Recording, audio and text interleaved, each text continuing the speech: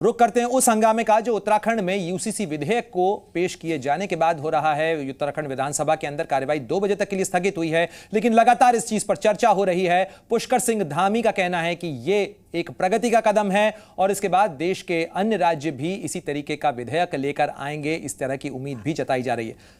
Professor संगीत रागी और साथ ही मुफ्ती मंजूर लगातार हमारे साथ जुड़े हुए हैं, हम उनसे चर्चा कर रहे हैं। मुफ्ती साहब, संगीत रागी जी भी जिस तरीके से दलील दे रहे हैं, आप से जो सवाल था मेरा वो इसी चीज को लेकर था कि इसमें अगर सुधार और बदलाव एक सतत प्रक्रिया होती है, आप इसे इस तरीके से क्यों मान रहे हैं जब ये मामला जो है वो शेड्यूल कास्ट को, शेड्यूल ट्राइब की अगर बात की जाए तो उन्हें अलग रखा गया है। ये जातिगत विभेद है, इसमें धर्म के आधार पर कोई विभेद नहीं है। धर्म के आधार पर जब सभी समान रूप से माने जा रहे हैं नागरिक कानूनों के अंदर, चाहे उत्तराधिकार का कानून हो, शादी की उम्र का कानून हो, तो फिर आप इसे धर्म के चश्मे से देखकर क्यों देखना चाह रहे हैं?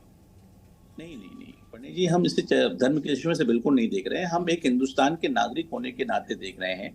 कानून अगर एक देश है तो एक कानून हो, इसमें एतराजात नहीं हो सकते थे। लेकिन मामला ये कि आप एक में ईसाई भाइयों को या फिर कबायली भाइयों को आप इससे मुस्तस्ना रखेंगे तो कैसा हो सकता है ये? आप चाहे वो कबायली किसी इलाके का ताल्लुक रखने वाला हो, किसी भी गोशे से ताल्लुक रखना हो, लेकिन वो मुल्क का बाशिंदा है, वो मुल्क का बाशिंदा भी उसी कानून के दायरे में आता है या नहीं आता है? उनके लिए अलग कानून हो और जो शहर में रहते हैं उनके लिए अलग कानून हो, देहात वालों के लिए अलग कानून हो और गांव वालों के लिए अलग कानून। ऐसा तो नहीं होगा ना देश में।